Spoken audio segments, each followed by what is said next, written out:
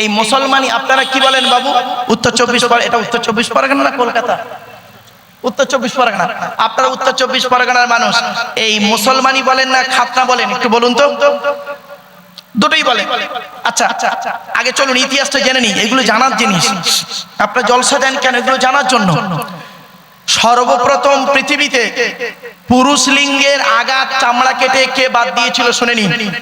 82 বছর বয়সে জঙ্গলে কুড়ুল দিয়ে নিজে নিজে সৃষ্টিকর্তার অনুমতিতে যিনি এই মুসলমানি বা খাতনা করেছিলেন তিনি হলেন হযরতে ইব্রাহিম খলিলুল্লাহ। জোরে বলুন।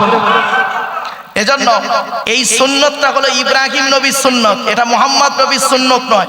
আমরা অনেক বক্তারা বেশি বেশি কি বলি, মুহাম্মদ নবীর সুন্নত বলে চালিয়ে দিই অনেক সুন্নত, কিন্তু না, সব সুন্নত মুহাম্মদ নবীর নয়। অনেক সুন্নত আছে অন্যান্য নবীর, এগুলো আমরা ভেঙে বলি না, তাই আপনারা জানেন না। চলুন এবারে আমি বললাম, দেখো সারা পৃথিবীতে শুনে নিন আপনারা, সারা পৃথিবীতে 110% সনাতন ধর্মের মানুষ। ভালো করে ভাষাটা ফলো করুন। 110% হিন্দু বা সনাতন ধর্মের মানুষ বিভিন্ন কারণে পুরুষ লিঙ্গের আগার চামড়া কেটে বাদ দেয়। সারা পৃথিবীতে 40% ইহুদি বিভিন্ন কারণে পুরুষ লিঙ্গের আগার চামড়া কেটে বাদ দেয়। সারা পৃথিবীতে 50% মানুষ খ্রিস্টান, তারা কি করে পুরুষ লিঙ্গের আগার চামড়া কেটে বাদ দেয়। 99.9%, 100% বলবেন না, কারণ আমি বুঝতে পেরেছি নেপালে গিয়ে মুসলমানদের অবস্থাটা কেমন একটু বুঝতে পেরেছি। যাই হোক, 99.9% মুসলমান বিভিন্ন কারণে পুরুষ লিঙ্গের আগার চামড়া কেটে বাদ দেয়। তাহলে মুসলমানটা কি? আপনি গালে দাড়ি রাখলেন, মাথায় টুপি দিলেন, মুসলমান? এত সহজ জিনিস নয়, আমাকে ভুল বুঝবেন না দয়া করে। চলুন একটু এগিয়ে যাই। এতগুলো মানুষ আপনারা বসে আছেন, দাঁড়িয়ে আছেন, হিন্দু মুসলিম জ্ঞানী গুণীদের কাছে আমি একটি প্রশ্ন রাখছি। প্রশ্নটা কি? ধরুন এখানে একটি মসজিদে নামাজ পড়লাম, এটা জুম্মা মসজিদ নাকি?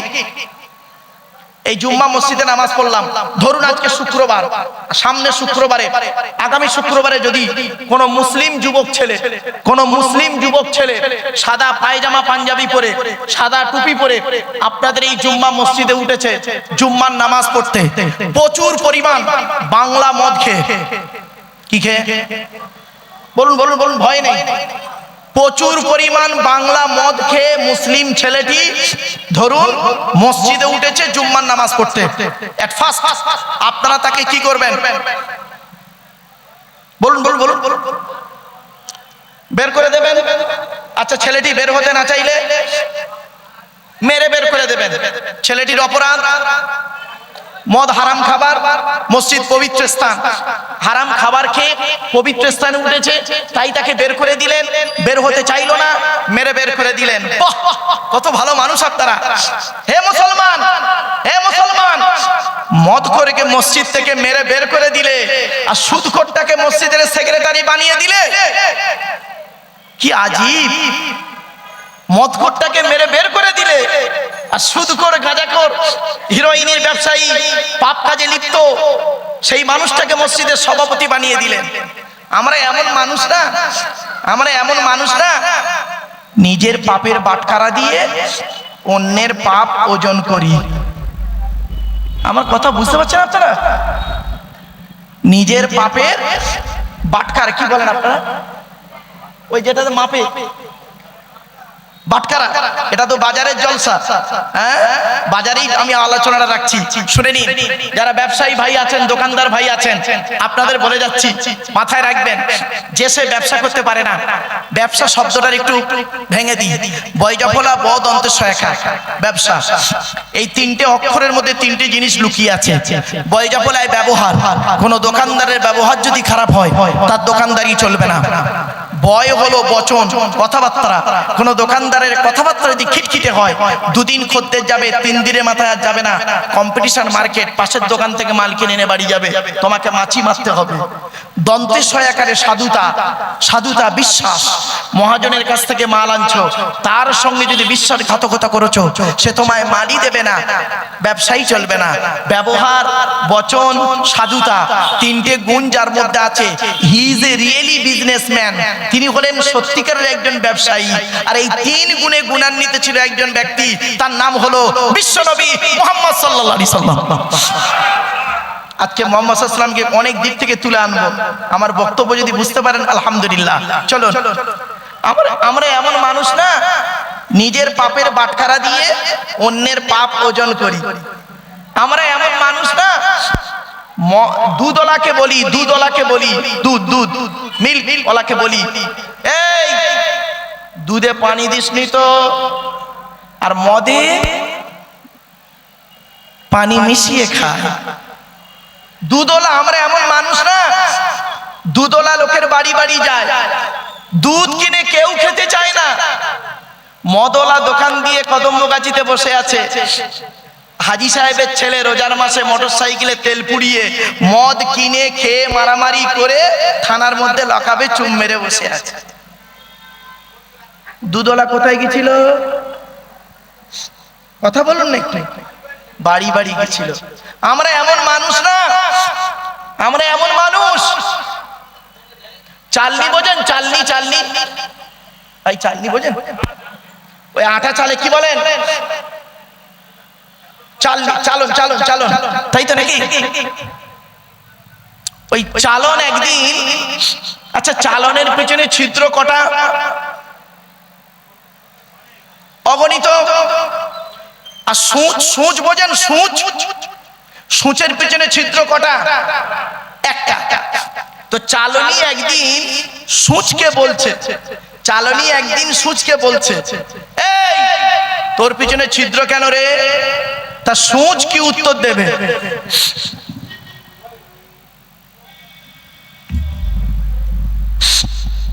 চালনি একদিন সূচকে বলছে তোর পিছনে ছিদ্র কেন? তা সূচ কি উত্তর দেবে? আমার তো একটা, তোর তো হাজারটা। আমরা এমন মানুষ না। আমি একটা আঙুল আপনাদের দিকে লাগিয়ে বললাম, সরি ক্ষমা চেয়ে নিচ্ছি, খারাপ সেন্স নেবেন না বাবা। ইউটিউবওয়ালারা তোমার এটাকে কাটিং করে ছেড়ে বদনাম করো না বাবা। আমি আপনাদের দিকে একটা আঙুল লাগিয়ে বললাম আপনি চিটিংবাজ। কটা আঙুল আপনার দিকে? আর তিনটা আঙুল কোন দিকে? টিবিল চিটিংবাজ। বাড়ি থেকে ভাববেন, বাড়ি থেকে ভাববেন। পৃথিবীর সব থেকে কঠিন কাজ কি জানেন? পৃথিবীর সব থেকে কঠিন কাজ হলো নিজেকে নিয়ে সমালোচনা করা, আত্মসমালোচনা করা। পৃথিবীর সব থেকে কঠিন কাজ। আর আত্মসমালোচনা করলে নেকি হয়। আর পৃথিবীর সব থেকে সহজ কাজ কি জানেন? পর সমালোচনা করা, অন্যের সমালোচনা করা। এটা খুব সহজ কাজ, এটা করলে গুনাহ হয়। আমরা নেকি পাপ পুণ্য করতে চাই না, পাপ করতে ভালোবাসি। আমরা নিজের সমালোচনা করি না, অন্যের সমালোচনা করতে ভালোবাসি। এজন্য আরবিতে একটা বাক্য আছে, শুনে রাখুন। মান আরাফা নাফসাহু ফাকাদ আরাফা রাব্বাহু।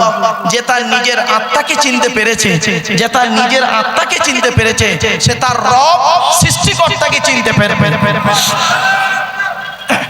আগে নিজেকে চিনতে শিখি। চলুন চলুন এগিয়ে যাই। আসছি সৃষ্টিকর্তার আলোচনা করতে গিয়ে আমি বলেছিলাম তিনটে জিনিস আমাদের আলাদা। মনে পড়ছে না? ওখান থেকে আবার ঘুরে ব্যাকে এলাম। তিনটে জিনিস আলাদা কি কি শুনে নিন। এক নাম্বার ব্লাড গ্রুপ আলাদা। দু নাম্বার হলো কি চোখের রেটিনা আলাদা। তিন নাম্বার হলো ফিঙ্গারপ্রিন্ট আলাদা। শুনে নিন, আমেরিকার দর্শন বৈজ্ঞানিক, আমেরিকার দর্শন বৈজ্ঞানিক কোরআনের একটা বাক্যকে ভুল বের করতে গেল, আর ভুল বের করতে গিয়ে নিজেরাই ইসলামের কালেমা পড়ে মুসলমান হলো। কি কোরআনে লেখা আছে? আলাম নাজআল লাহু আইনাইনি। এর বাংলা অর্থ হলো সৃষ্টিকর্তা বলছেন আমি কি তোদের দুটো চোখ তৈরি করি নাই? জিজ্ঞাসা চিহ্ন। তো আমেরিকার 10 জন বৈজ্ঞানিক তারা কোরআনের এই বাক্যটাকে নিয়ে গবেষণা শুরু করলো, চোখের কথা সৃষ্টিকর্তা কেন বললেন। অবশেষে এটাই সিদ্ধান্তে এলেন যে পৃথিবীতে যত মানুষ জন্মগ্রহণ করেছেন, যত মানুষ পৃথিবীতে এসেছেন, আসছেন, আসবেন, কারোর চোখে রেটিনার সঙ্গে কারোর চোখে রেটিনার কোনো মিল নেই। সঙ্গে সঙ্গে ওই 10 জন বৈজ্ঞানিক ইসলামের কালেমা পড়ে মুসলমান হয়ে গেলেন। কোথায় আছেন আপনি? আপনি কোরআনকে নিয়ে গবেষণা করেছেন? আপনি তো করেননি। কোরআন হলো সৃষ্টিকর্তার বাণী, শুনে রেখে দিন। আজ এই কোরআনকে নিয়ে আজ এতদিন গবেষণা করে বাস্তবটাই তুলে ধরলাম আপনাদের কাছে। আরো অনেক তথ্য দিচ্ছি, দেখুন, চলুন। এরপরে বলা হয়েছে আপনারা আধার কার্ড করেছেন। আচ্ছা, আধার কার্ড করার সময় অফিসাররা আপনাদেরকে দুটো কথা বলেছিল, খেয়াল করে দেখুন তো দেখি। হিন্দু মুসলিম উভয় বলছি। অফিসাররা আপনাদেরকে বলেছিলেন চোখটা বড় করে চাও তো, বলেছিলেন না? একটা। 2 নাম্বার কি করেছিলেন? বুড়ো আঙুল দুটো নিয়ে একটা কাঁচের উপরে চেপে ধরেছিলেন। 1500 বছর আগে কোরআনে এই কথাটি ইঙ্গিত দেওয়া আছে, জোরে বলুন সুবহানাল্লাহ। তো চোখের তথ্যটা দিয়ে দিলাম। এবার আসছি ফিঙ্গারপ্রিন্টের তথ্যটা শুনুন। কোরআনে কোথায় লেখা আছে? আয়াহসাবুল ইনসানু আল্লান নাজমাআ ইযামা বালা কাদিরিনা আলা আন নুসাউবিয়া বানানা। এই আয়াতটি, বাক্যটি কোথায় আছে? পবিত্র কোরআনের 29 নম্বর পারা বা খণ্ডের সূরার নাম সূরা কিয়ামত 4-5 নম্বর বাক্য বা আয়াতে। আচ্ছা, আমি এই ধরনের কথা কেন বলছি জানেন? শুনে নিন। আমি আয়াত বললে মুসলিমরা বুঝতে পারবে কোরআনের আয়াত, আর বাক্য বলছি কেন, অমুসলিম ভাই যারা এসেছেন তারাও বুঝতে পারবেন। এজন্য আমি কথায় কথায় বলবো, কখনো কাকা, কখনো চাচা, কখনো সৃষ্টিকর্তা, কখনো আল্লাহ। খারাপ সেন্স যেন নেবেন না। অনেকে আছে দেখবেন ভুল ধারণা, শিক্ষা দীক্ষা কম থাকলে বাজে কমেন্ট করে ফেলে। আমি কখনো বলবো কি জানেন, জল, কখনো বলবো পানি। খবরদার, খারাপ সেন্স নেবেন না। কখনো বলবো সাহাবী, নবীর সাহাবী, আবার কখনো বলবো নবীর সঙ্গী। দুটো জন এক করে ফেলবেন না। কারণ কি, নবীর সাহাবী যখন বলবো মুসলিম ভাইয়েরা বুঝতে পারবেন, আর অমুসলিম ভাই যারা বক্তব্য শুনতে এসেছেন তারা কিন্তু সাহাবী শব্দটা বুঝবেন না। তাদের যদি বলি মুহাম্মদ সাল্লাল্লাহু আলাইহি সাল্লামের সঙ্গী, সঙ্গে সঙ্গে বুঝে নেবেন। এজন্য সাহাবী, সঙ্গী দুটোই আমি ইউজ করব, খারাপ সেন্স নেবেন না। চলুন এগিয়ে যাচ্ছি। পবিত্র কোরআনে সূরা কিয়ামত 4-5 নম্বর আয়াতে বলা হয়েছে, হে মানব জাতি, এখানে হিন্দু মুসলিম কোনো ডিভাইডেড নেই, মনে রাখবেন। হিন্দু মুসলিম কোনো পার্থক্য আল্লাহ করেনি। হে মানব জাতি, তোরা কি মনে করেছিস আমরা মরে গেলে পচে গলে হাড় হয়ে যাব, পরকালে সৃষ্টিকর্তা আমাদের তুলতে পারবে না? কখনোই তোরা এই চিন্তা ভাবনা করবি না। আমি সৃষ্টিকর্তা তোদের জানিয়ে দিচ্ছি, পৃথিবীতে যেমন তোদের বুড়ো আঙুলের ছাপ যেমন কারোর সঙ্গে যেমন কারোর কোনো মিল নেই, পরকালে কারোর সঙ্গে কারোর কোনো মিল পাবি না। কোরআনের এই আয়াতকে নিয়ে কে গবেষণা করলো? থাইল্যান্ডে চ্যাং ম্যাং ইউনিভার্সিটি অ্যানাটমি বিভাগের প্রফেসর, বিখ্যাত পণ্ডিত বৈজ্ঞানিক, লোকটার নাম হলো তাথাগত জেসান। উনি একজন খ্রিস্টান, হিন্দু নন, মুসলমান নন, খ্রিস্টান।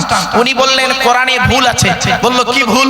বললো কোরআনে লেখা আছে বুড়ো আঙুলের ছাপ নাকি কারোর সঙ্গে কারোর কোনো মিল নেই। আমি কোরআনের ভুল বের করে শুনবো।